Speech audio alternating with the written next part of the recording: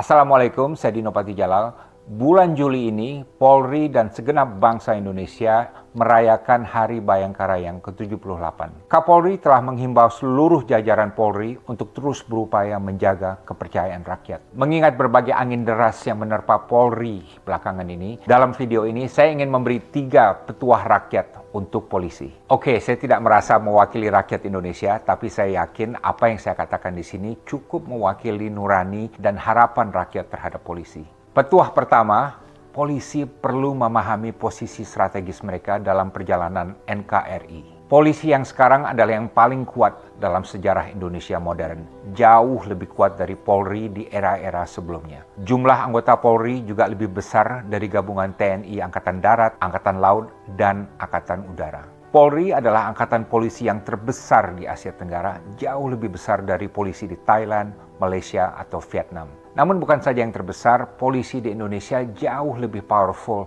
dari polisi di negara-negara ASEAN lainnya. Dan polisi Indonesia juga lebih powerful dari institusi lainnya. TNI, intelijen, kejaksaan, Kementerian Teknis, Bank Indonesia, BUMN, KPK, birokrasi, diplomat, dan lain sebagainya. Mengapa? Karena polisi bertugas menegakkan hukum yang menyentuh seluruh aspek kehidupan bangsa. Polisi menempati posisi strategis sebagai nexus atau titik lintas dari berbagai arus besar kehidupan bangsa kita.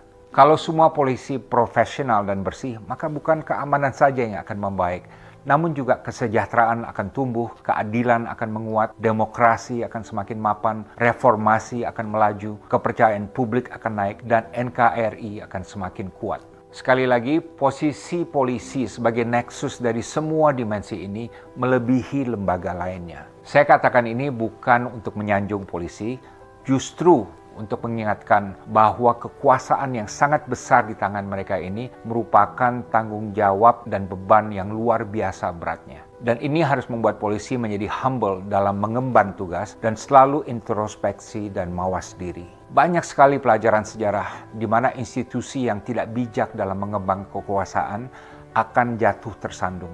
Ini pernah terjadi pada TNI, di mana setelah 30 tahun militer menguasai panggung politik melalui doktrin dui fungsi, dalam krisis 1998, rakyat akhirnya berbalik menentang TNI yang dinilai telah melakukan berbagai ekses kekuasaan, dan akibatnya TNI kemudian keluar dari panggung politik dan alhamdulillah kembali kepada marwah asalnya menjadi tentara profesional yang tunduk pada sipil dan mengambil posisi netral terhadap politik. Ini juga terjadi di Mesir dalam krisis politik tahun 2011 yang menumbangkan rezim Presiden Hosni Mubarak, di mana pemicunya adalah kelakuan polisi yang sewenang-wenang, yang opresif, yang sangat korup, sehingga polisi menjadi sasaran amarah rakyat Mesir.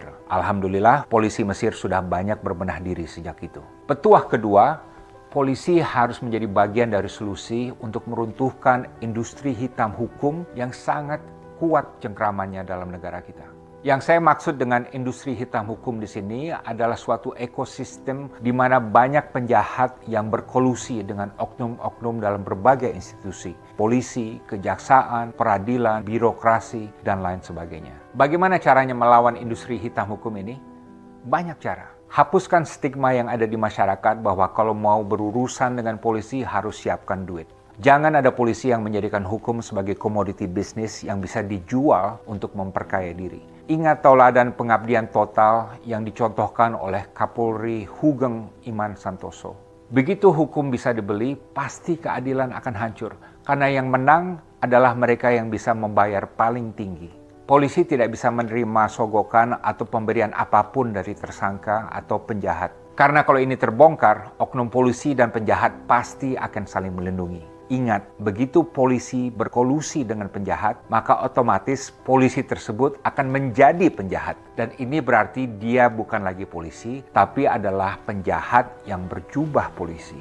Polisi juga harus mengikis habis praktek korupsi satu unit, di mana walaupun pemimpin atau anggota dalam satu unit diganti-ganti, namun praktek korupsi dan jual beli hukum terus berlangsung karena merupakan hal yang sudah baku dalam unit tersebut sejak lama. Polisi juga harus mengusut semua kasus sampai tuntas. Jangan kalau ada 10 tersangka misalnya yang diproses hanya 8, sementara sisanya yang 2 dibebaskan oleh oknum yang bisa dibeli. Dalam menangani setiap perkara, tidak boleh ada polisi yang bermain di dua kaki, di mana oknum polisi meminta dan menerima uang dari korban dan juga dari tersangka secara bersamaan.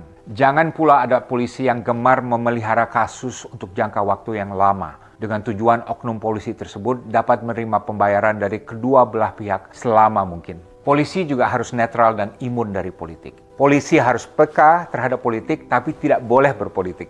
Tidak boleh ada polisi yang melobi partai politik untuk mendapatkan promosi jabatan, karena ini pasti akan menimbulkan kolusi yang buruk antara keduanya. Polisi juga harus tegas menepis ajakan parpol manapun untuk membantu mereka dalam kontestasi politik. Singkatnya, mengingat kekuasaannya yang sangat besar, polisi harus netral dan steril terhadap politik. Bersihkan juga sistem rekrut polisi agar 100% berdasarkan meritokrasi. Kalau ada orang yang bersedia membayar ratusan juta, bahkan miliaran rupiah untuk diterima masuk Polri, ini bukan saja tidak wajar, namun juga berbahaya. Karena berarti dia masuk untuk semata-mata mencari kekayaan pribadi, dan seumur karirnya di Polri, dia akan bekerja menjual hukum untuk mencari uang, dan bukan untuk menegakkan hukum dan melawan kejahatan. Peran Propam juga harus dijaga dan bahkan selalu ditingkatkan. Propam itu apa? Propam itu adalah polisinya polisi. Terlepas dari krisis yang menimpa Propam 2 tahun lalu, Propam tetap adalah unit yang paling ditakuti polisi dan umumnya berisi polisi yang cemerlang dan berintegritas. Sistem promosi Polri juga perlu diprioritaskan agar kompetensi dan integritas sama-sama menjadi ukuran utama untuk polisi yang cemerlang. Polisi yang kompeten banyak, tapi polisi yang kompeten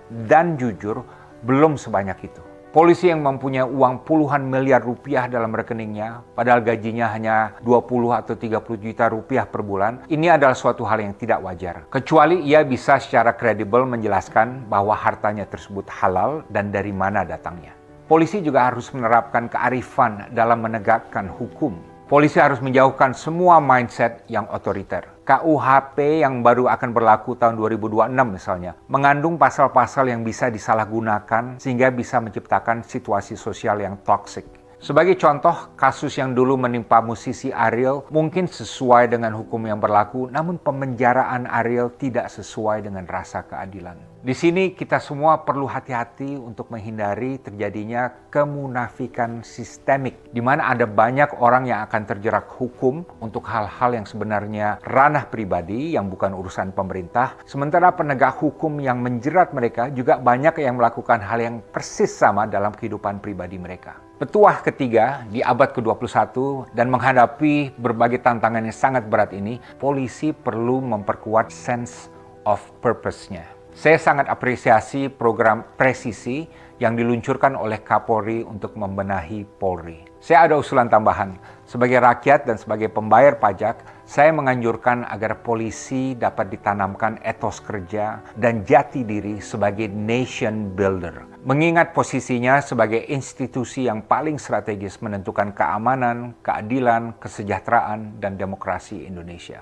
Lebih spesifik lagi, di abad ke-21, polisi perlu memposisikan dirinya bukan saja sebagai penegak hukum, tapi juga sebagai pembela demokrasi dan pelindung reformasi. Ini berarti semua Kapolri juga harus mempunyai sikap sebagai negarawan. Polri juga perlu mempunyai tujuan strategis untuk menyongsong Indonesia Emas di tahun 2045. Yaitu untuk menjadi lembaga nasional yang paling dipercaya dan dicintai rakyat. Sekaligus polisi profesional yang paling bersih di Asia Tenggara. Di tahun 2045 nanti, NKRI harus bisa mewujudkan supremasi hukum secara total, di mana yang menjadi panglima adalah hukum, bukan politik atau ekonomi. Saya paham mungkin banyak orang yang skeptis apakah ini bisa tercapai, namun saya optimis. Lihat saja sektor perbankan kita, yang sebelum Krismon tahun 1997 amburadul, minim peraturan dan minim kredibilitas. Namun setelah dibenahi secara gigih, kini telah berubah menjadi sektor yang paling padat dengan kepatuhan, kepatutan, dan transparansi. Dan semuanya untuk menjaga kepercayaan publik terhadap bank-bank di Indonesia. Hal yang sama juga terjadi pada TNI yang sewaktu gejolak reformasi tahun 1998 sempat babak belur Namun kemudian TNI berhasil berbenah diri sehingga kembali menjadi salah satu lembaga yang paling dihormati dan dipercaya di Indonesia. Saya yakin kalau dilaksanakan secara serius, sistematis, dan konsisten, Polri dapat mencapai semua hal ini dalam waktu 1 generasi ke depan. Demikian 3 petuah rakyat untuk polisi. 1. Setiap polisi harus memahami